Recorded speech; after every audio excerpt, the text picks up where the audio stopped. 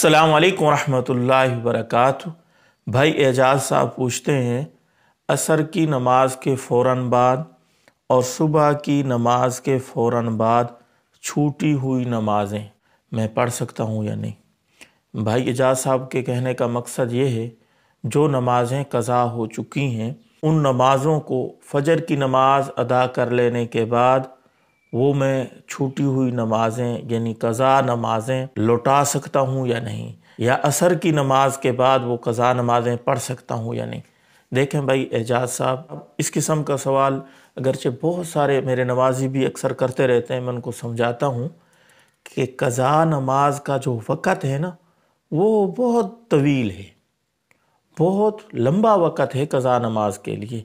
अलबत्ता 3 वक़्त ऐसे हैं कि सजदे वाली कोई नमाज भी इन 3 वक्तों में नहीं पढ़ सकते।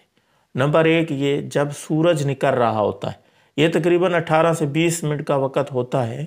सुबह की नमाज के बाद जब सूरज निकलना शुरू होता है, उस वक़्त से लेकर जब तक सूरज सही तुलू ना हो जाए, इस लम्हे में न नफल नमाज पढ़ सकते हैं, न वाजिब पढ़ सकते हैं, न सुनन पढ़ सकते हैं, न क़ज़ा नमाज पढ़ सकते हैं, न फ़र्ज़ किसी किस्म की नमाज भी नहीं पढ़ सकते। दूसरा वक़्त है सूरज जब बिल्कुल दरमियान में आ जाता है, जिसको ज़वाल का वक़्त कहा जाता है। इस वक़्त में भी आप क़ज़ा नमाज भी नहीं पढ़ सकते, नफल वाजिब फ़र्ज़ कोई नमाज भी नहीं पढ़ सकते।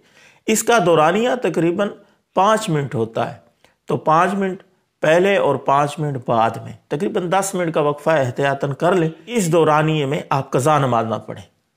तीसरा वक़्त है जब सूरज गुरूब होने लगता है। असर के बाद जैसे ही मगरिब का टाइम दाखिल होना शुरू होता है, तो पहले सूरज जर्द हो जाता है, उसकी जर्दी ज़्यादा हो जाती है। तो उस वक़्त से लेकर जब बिल्कुल सूरज गुरूब ना हो जाए, आप ना नफल नमाज पढ़ सकते हैं, ना क़ज़ा, ना कोई और नमाज। इसके अलावा फ़जर की नमाज के फ़ौरन बाद हो, फ़जर की नमाज से पहले हो, असर की नमाज के फ़ौरन बाद हो, असर की नमाज से पहले हो, या कोई और वक़्त हो, आप बिल्कुल क़ज़ा नमाज लौटा सकते हैं। अलबत्ता एक बात इंतहाई ज़रूरी है, वो ये कि आप मस्जिद में जाके लोगों के सामने फ़जर की नमाज के फ़ौरन बाद क़ज़ा नमाज ना लौटाएं, और असर की नमाज के फ़ौरन बाद मस्जिद में जाके अलल ऐलान लोगों के सामने क़ज़ा नमाज ना लौटाएं। ऐसा नहीं है कि इस वक्त क़ज़ा नमाज आपकी होगी नहीं, नमाज तो हो जाएगी, लेकिन आपकी जो नमाज छूट गई थी, और नमाज को छोड़ना ये गुनाह है। अल्लाह रब्बुल इज़्ज़त ने आपका ये गुनाह छुपाया हुआ था, आप उस गुनाह को जाहिर कर रहे हैं।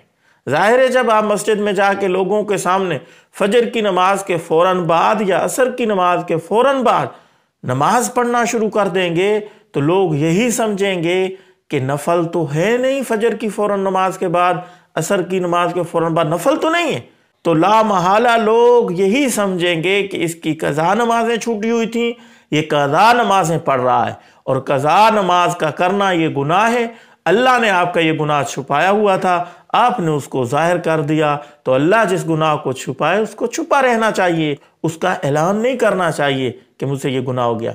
आप घर में किसी कोने में, लोग जहाँ देख ना रहे हों, वहाँ जाके आप किसी वक़्त में भी इन 3 मकरूह औकात के अलावा क़ज़ा नमाज पढ़ सकते हैं।